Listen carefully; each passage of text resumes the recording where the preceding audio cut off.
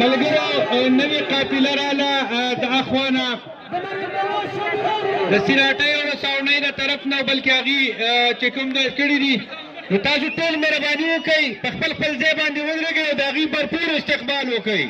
کلیپینګونه وکئ کلیپینګونه وکئ کلیپینګونه وکئ ټول بھرپور استقبال وکئ.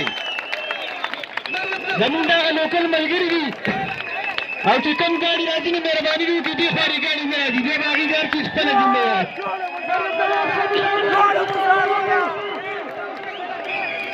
زه کوم مشر کردار